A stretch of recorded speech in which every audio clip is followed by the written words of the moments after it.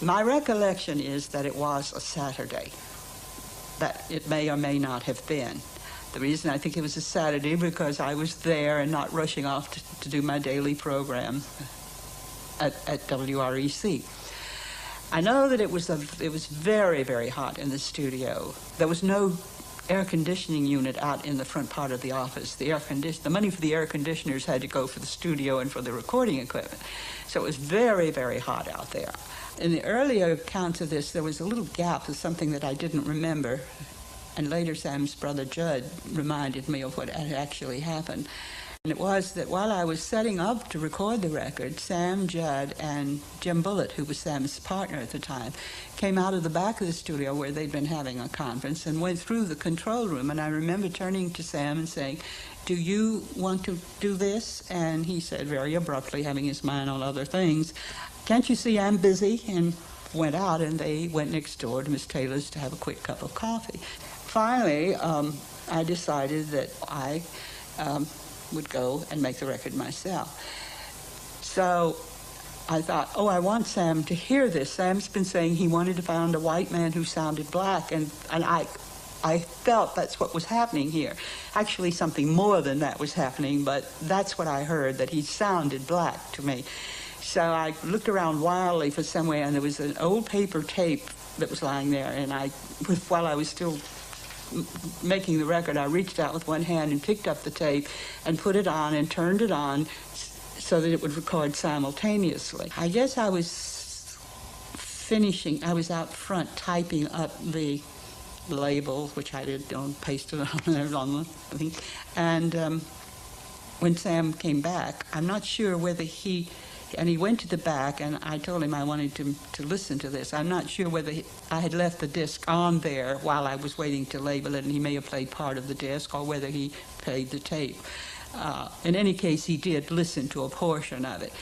And he said, well, yeah, he has potential, but we're too busy. So I wrote down on a little slip of paper, Elvis Presley, good ballad singer, and a telephone number he could reach, and wrote save on it, and I put it under my desk blotter. The time went by. I don't know how much time. When you're working in those conditions, time doesn't mean anything. You don't know you're making history. You're not making hourly notes, Time went by, and I came in from doing my show, and Sam was there, and there was a note stuck on the spindle, and it said, Elvis Presley had a telephone number, good ballad singer, save. And I went back. I said, did that kid with the sideburns come in here again? And he said, well, that's all his name, yeah.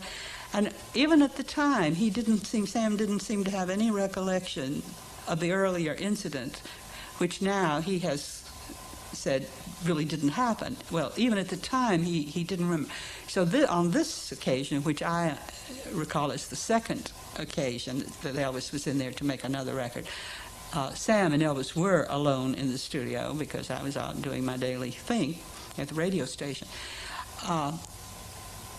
As far as who gets the credit, if you will, or as far as who did what, that's the sequence as I remember it. So there you have it. Marion took care of business, and I hope if Marion can watch this episode from above somehow, I just want you to know we appreciate you. I appreciate you, Marion, because without you, perhaps I'm not having an episode today, and there's no Elvis history. You helped Elvis become Elvis, no doubt about it. So a little more timeline. Elvis in 1953, he was working at M.B. Parker, not Crown Electric as history wants to say. It was actually M.B. Parker. And a month earlier, Elvis graduated from Humes High School there in June of 53. So a month earlier when he goes to Memphis Recording Service, supposedly. And, how did all that happen? Well, look at this class picture. You see this guy right here? His name is Ed Leek. That was Elvis's buddy. And he taught Elvis to go into Memphis Recording Service to cut a record. And he was with Elvis when they recorded this record. This is the real record. That's My Happiness that Elvis recorded and took from Memphis Recording Service that day and took it to Ed Leek's house.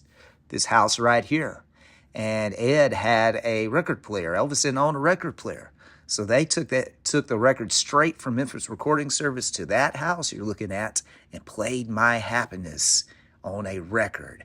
I bet that was something for Elvis inside that house in Memphis right there. Still here with us. I love it.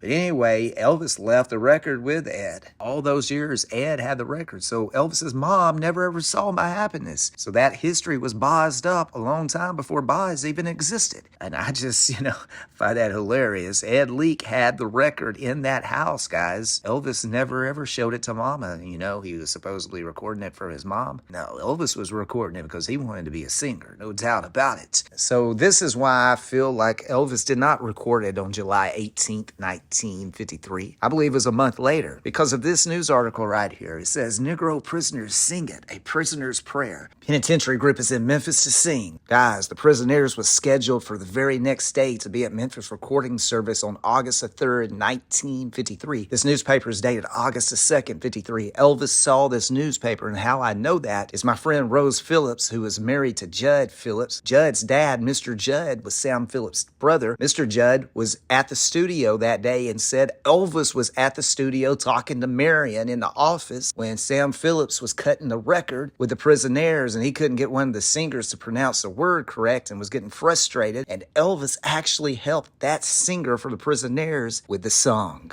Have you ever heard that before? I'm going to explore that more in a future episode, so stay tuned. So that is why I'm telling you this. It's reported in history July 18th. Couldn't happen. Because when they recorded My Happiness in this record, the label was a Prisoners label from this recording session on August the 3rd, 1953. That means Elvis had to record My Happiness after the Prisoners was at Memphis recording service the day Elvis helped the singer sing the song. So Elvis was hanging out at Memphis recording service a lot earlier than he just walking in there and singing a song one afternoon. Yeah, I think so. I believe Mr. Judd. And Rose Phillips told me she asked Sam about it, and Sam looked at her and said, well, it looks like you already know it. So take that for a grain of salt. But anyway, Elvis Presley did record My Happiness. No doubt about it. This is the record. It happened 72 years ago, either today, July 18th, which I don't think is reported as today in history's sake, or I believe it was a Saturday. Remember, Marion mentioned it was a Saturday because she didn't leave and having to go to the radio station. It was a Saturday in August 1953, maybe mid-August 53, when Elvis recorded his first ever record, My Happiness, for his mama, really for, to take it to Ed Leek's house and play it on a record player. So I hope you've enjoyed this episode of Flashback Friday in Elvis history. If you did, make sure you like it, share it with your Elvis fans. Stay tuned to next Friday. Where will I be? What story will you see? Just have to wait and see. Globetrotting with Trey says, stay tuned. Don't double trouble. And once again, thank you, Marion. I appreciate you.